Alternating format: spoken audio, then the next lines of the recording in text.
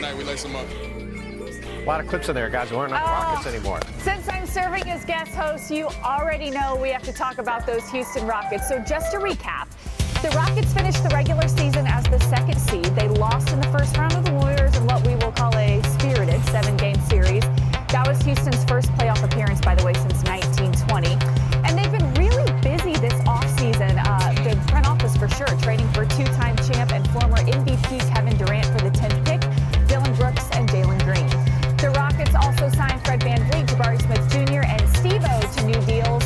And it certainly looks like a much improved roster. And if this summer suggests anything, they should have great chemistry as well. Look at that. Fred VanVleet was seen doing a boxing workout with head coach Ime Udoka. And Fred also went to Turkey to work out and spend quality time with the birthday boy, Alfred Şengün. After all those moves, guys, the Rockets have plus 525 odds to win the West, behind only the Thunder and the Nuggets. Amin Thompson put the league on notice this past season. I chatted with him at Summer League and asked about his new teammate. You know his name. One of the greatest players ever.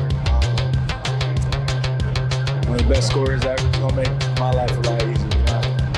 What do you think you could learn from Kevin just by observing him? I mean, I just hear his work ethic is different. You know, I feel like I have a different work ethic too. So just like combining that, I think it's going to be fun.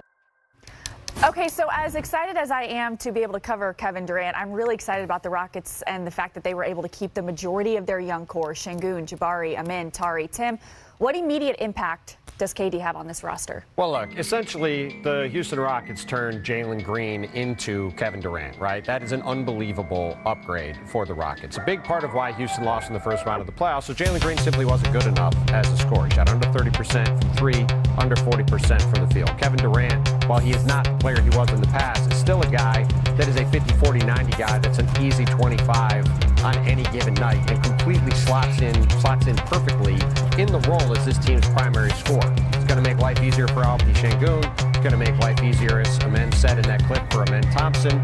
Guys like Jabari Smith and Amin Thompson and Tari Eason can easily fill in the minutes that Dillon Brooks is vacated by being part of that trade.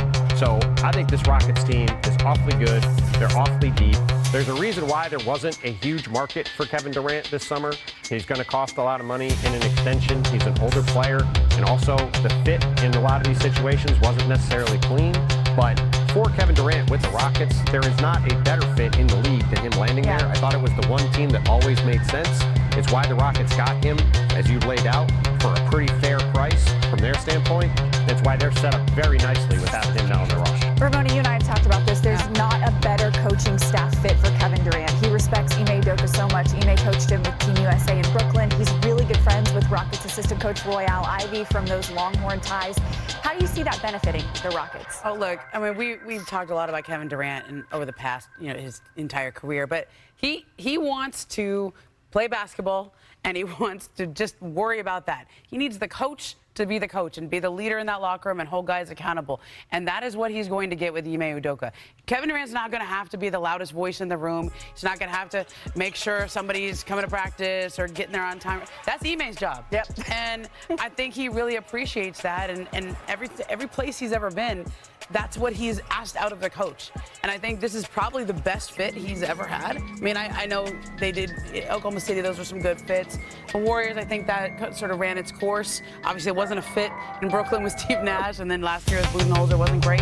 And this year, Ime Udoka is a guy that he has a relationship with. He's for us. And as you mentioned, Royale Ivy, those guys go back to their Texas days. Way back. One thing to follow up on really quick. The other thing, along with Ime Udoka, Fred VanVleet, one of the best leaders in the league. The NBPA just voted him their new president for another 4 years. He'll be in charge of their negotiations in the next CBA. Thought that was an under-the-radar, really big thing in the league going forward. And Fred VanVleet, as the leader of that team with Ime Udoka, to your point with Kevin, he doesn't have to worry about any of that other locker room stuff. He can just go out there and ball and fill it up as he's going to.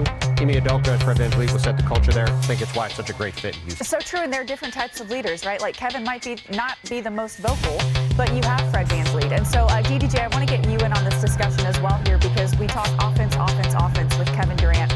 But you brought up something interesting with his defensive skills. Yeah, I think we clearly know what Kevin Durant can do for this team offensively, but I think he's going to add a lot of versatility for the squad on the defensive end. I think Kevin Durant has been kind of an underrated defender throughout his career.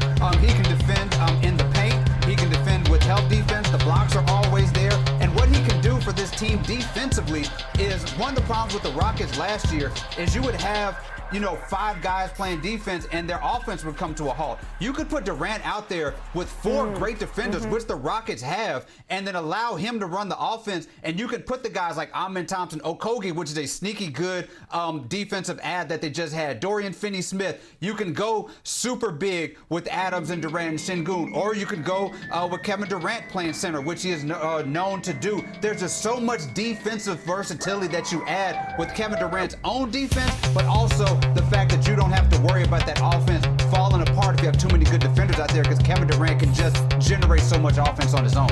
Great stuff. Totally agree. All right, still ahead on the board. Spurs star Victor Wembanyama hosted his own Hoop Gambit tournament in France this week. Victor's had quite the summer. He really has. He's been everywhere, worldwide. Wemby's teammate Jeremy Sohan was in attendance, as well as fellow Frenchman Rudy Gobert. And speaking of the Spurs, our Tim Bontemps released his rebuild rankings from the 14 teams who did not make the playoffs last season. It's not just about who's good right now, it's about who's building toward greatness. Bontemps' latest list of the best position for the future: number 1, the Spurs; number 2, Mavs; number 3, the Hawks; number 4, 76ers; and finishing the list, number 5, the Wizards. So let's start with this. Tim, why the Spurs? 2 words: Victor Wembanyama. If you have Victor Wembanyama on your team, you have a chance to win a championship, and that's what this whole list was about. How close are you to winning a title? There are several teams, Washington, Utah, Brooklyn, Charlotte, that if they got the Cooper flag, they might be number 1 on this list because of all the other young guys they've got.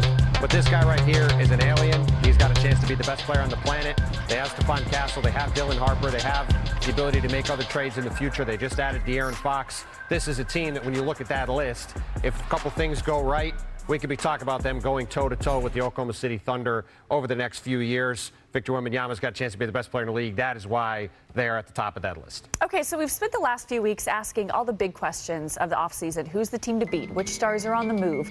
What's next for some of the league's biggest names? But DDJ, you are done guessing. You're ready to deliver 3 NBA guarantees heading into the season. The floor is yours, my friend. Yeah, I've always wanted to do this. These are things I guarantee. Can I even do that? Anyway, so the number 1 thing that I'm guaranteeing here is that Victor Wembanyama, piggybacking off what Tim Bontemps said, he is going to be Defensive Player of the Year. Lock it in. He was close to Defensive Player of the Year before he went out. Would have won that last year. 3.8 blocks and a steal and only 2 fouls per game. This dude, you are good luck scoring on him at any point. Playing a full season, you can lock him in as Defensive Player of the Year for sure. Next, going to the Eastern Conference. We have our Eastern Conference Finals matchup locked and loaded. Cleveland Cavaliers, New York Knicks. It's happening. I don't care about the wild cards. Yes, the Atlanta Hawks look good. Yes, the Magic look good. But Cavs Knicks are primed with what's going on in the East. No Celtics, no Pacers. Giannis not being a factor probably.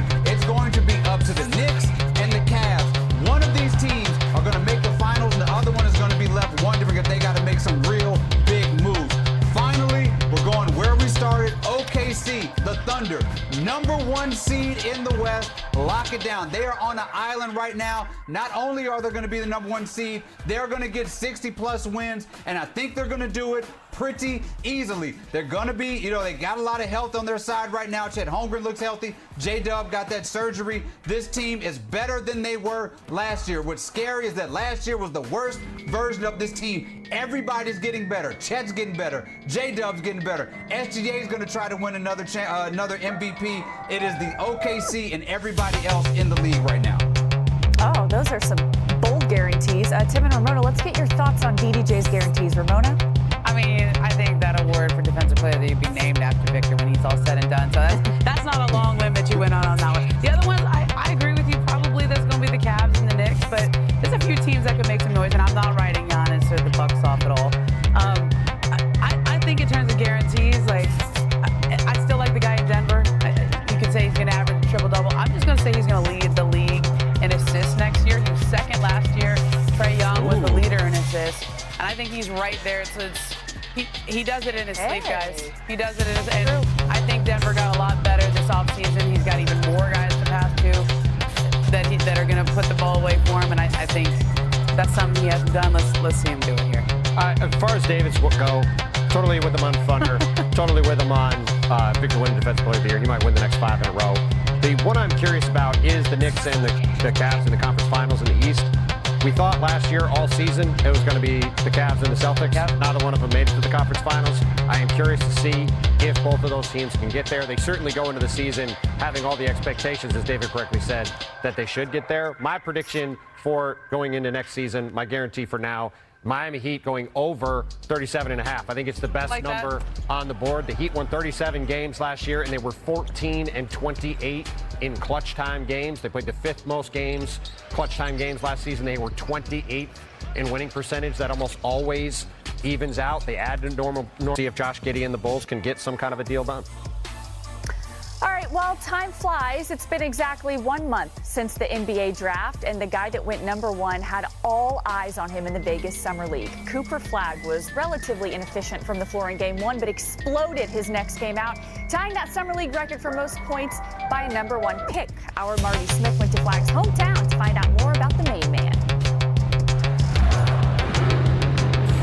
You know the player. Cooper Flagg! You know the poster. The accolades. And let me introduce you to the village that raised Cooper Flagg. I went to the furthest reaches of the Northeast to find out how a kid from rural Maine became the main attraction in the NBA draft.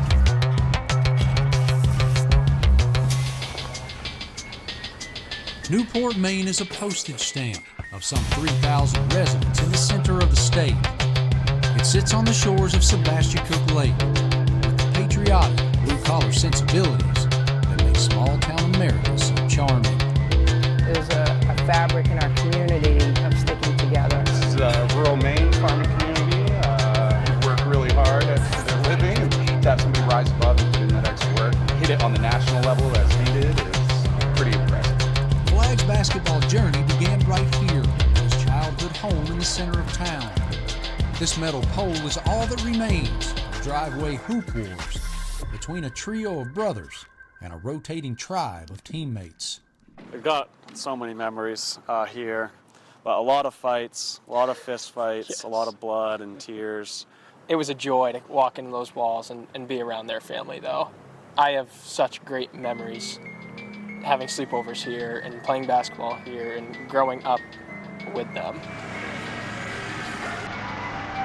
The boys told me about a local entrepreneur I had to meet, Bob Bird, owner of Bear's One-Stop Gas Station. So Bob, yes. You play sports against the high school kids around here? Yeah, I play against most anybody. What happens if they beat you? They get a free tank of gas. What happened when you played Cooper Flagg? You got a free tank of gas.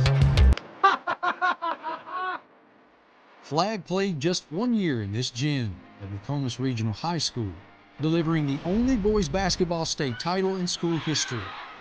When did you guys know that Cooper was different? In middle school, never seen anything like it. We didn't have a game within 30 points, and he'd have 25, 10, and 10 every night.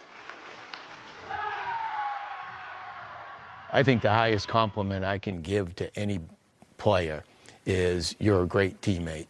And Cooper's a great teammate. Why are you emotional about that right now? That group was very special. You know, we talked about being a family, and sometimes that's a cliche, but that group really was that close. We really were a family. Everyone I met agrees. Flagg is the biggest thing that ever happened here. He's just really good, and I really want to be like him someday. While he went on to stardom at prep school in Florida, superstardom at Duke. Cooper Flagg, the most popular export from Maine since lobster. And now stands on the doorstep of Mainer history. It means a lot to me, coming from a small town. I'm being able to represent a state in the basketball space, kind of put it on the map. Rest assured, Cooper's flag, sun or snow, is forever planted right here in Newport. I mean, that was just great stuff by Marty Smith. Flagg is the odds-on favorite, of course, to win Rookie of the Year at -190 according to ESPN Bet Sportsbook. He's followed by Trey Johnson at 9 to 1, and then VJ Edgecombe at 10 to 1. It's time for Who's the Hooper? The game that everyone's talking about. We lay out the Hooper hints. You guess the Hooper. All right, so first up, this Hooper was drafted at number 16 in 2021 by OKC. First-time All-Star in 2025 and the youngest center ever to 1,000 assists. Who is the Hooper? I'm not guessing. Ooh! Wow, I thought I was going to see if people knew the answer, but that was quick. Producers I know. just I was told like, us. okay, should we go? Alpin Şengün. Okay, let's do it. It's his birthday today. Oh, there you go. It's his birthday. Happy birthday, Alpin. Norman Powell this summer. They have a full season of Andrew Wiggins. They have a full season without the drama of the Jimmy Butler situation. I expect Miami in a weak Eastern Conference to be pushing to win games. We'll be at or over 500 and well over the 37.5 number. DDJ? I'm just thinking about, I don't know what I'm going to do